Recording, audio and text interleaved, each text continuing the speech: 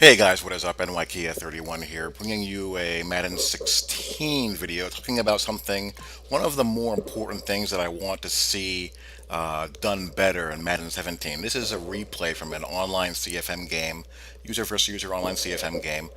This is from season 4, so it was played quite some time ago. I went 11 and 5 in this season. I ended up losing this particular game.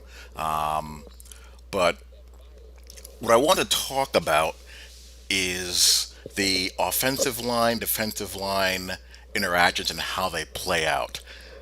I especially want to discuss ratings differentials along the offensive line and the defensive line, and the fact that those rating differentials are not respected very well. This is a particular play, four-man defensive line rush, and wait until you see the ratings of the players that I have on the defensive line. But there's just too much. The biggest thing that bothers me is there's too much stationary jostling along the offensive line and defensive line and pass rush situations. There's too much, like you see here on the left with Leonard Williams. There's too much engagement and stop. Both guys just stop moving and they engage in this hand dance. And it really, really bugs me. It causes issues as far as having realistic time to throw the ball. It causes issues as far as people being able to drop back deep unnaturally into the pocket and escape pressure wide too easily. And it just exacerbates being able to get a good quality base pass rush when you have the horses to do it. And you'll see the ratings in a bit. You'll see the stats that I put up in a bit in a all-user league. Over the course of 16 games, I have three guys with 99 pass rush moves and a 90, and three guys with 99 block shed and a 90. And it's a bear. I'm not talking about just sacks. It's a bear to just freak the user quarterback out. When I get third and long, I have my team built to, you know, stop the run with a stout defensive line and rush the passer out of a strong four-man pass rush, and I can't really do that. And we're playing on, custom sliders with the pass rush, or not the pass rush, but the pass block slider set at 40. And there's just way too much time to let these long developing route combos develop, and people are just way too comfortable throwing the football because they don't feel the duress of a strong four-man rush.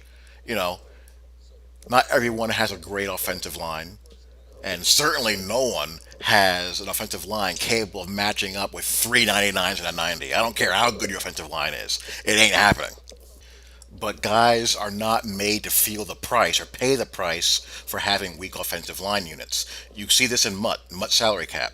I played some poor guy in Mutt salary cap, and I have an okay offensive line. But you see guys just tanking their offensive line in Mutt salary cap to load up on wide receivers and defensive backs. But I played a guy, and bless his poor heart, he had Reggie White, and I'm using the run and shoot playbook in Mutt, so it's four wide and a back, or five wide all the time.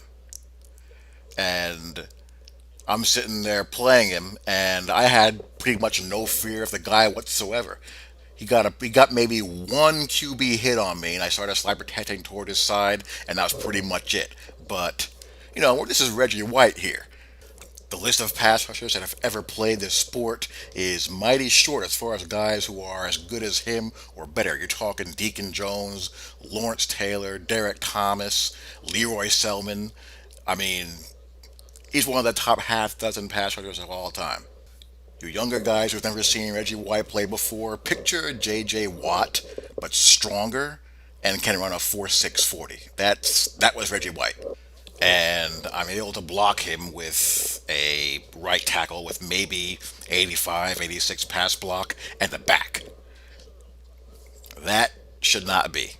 You see some good interaction on this play and some that need to be cleaned up all in this one play. You see Leonard Williams on your far left at right defensive end go into pitter patter mode.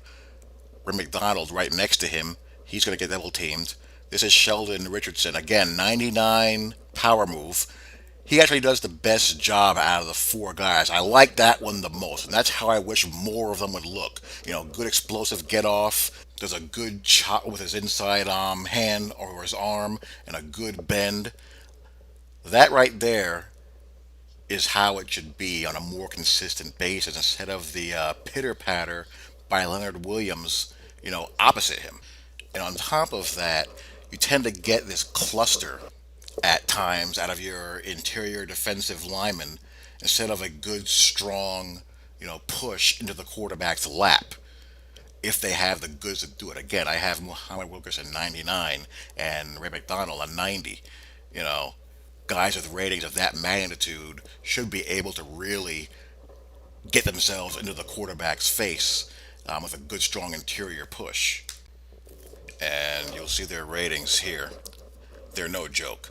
I thought I had their stats, but I don't. Off the top of my head, the stats at the end of the season will look respectable. Like, for example, Sheldon Richardson, he had 8.5 sacks to end the season. But what if I told you that 3.5 of those came in week 17? And Muhammad Wilkerson, he had 10, but like 3 or 4 of those came in one game. And same with Leonard Williams, he had like 7, and he had 3 of those in one game. What tends to happen is that you will have these games where they'll explode and just dominate again. They'll have 3, 4, 5 sacks in a game, and then you won't hear from them for about 5 or 6 games. So over the course of 16 games in a online CFM, when you're playing, 16 other users, that can be an issue. You guys who've been watching me play all year with the Jets and with, the other teams that I use in online CFM where I've just built these stacked defensive lines. How many times have you guys watched the live streams and have said, dude, your defensive line just ain't doing a damn thing? And don't get me started with run defense. You can have 299 defensive tackles, 99 strength, 99 block shed, and some dope can still run inside zone right at him without a care in the world. So yeah, I hope we get some information and some footage as far as what's going on in the trenches and getting these ratings between the offensive and defensive lines replicated and playing out a lot better and just more consistent. So that if you do build a team in an online league with two hellacious speed bookends, for example, like a prime Dwight Freeney or Robert Mathis, or you have a Warren Sapp like player playing a three technique with Simeon Rice right next to him, that type of player, or those types of defensive lines, your opponent is fearing third and long. He's saying to myself, good God, I have these terrors coming after me. I have to get 15 yards to convert this third down, and I ain't going to have much time to get the ball off. That needs to be in the game. That needs to be reflected in the game in a big way. So that's all I got as far as that's concerned. Hope you guys enjoy. I'll talk to you all later. Peace.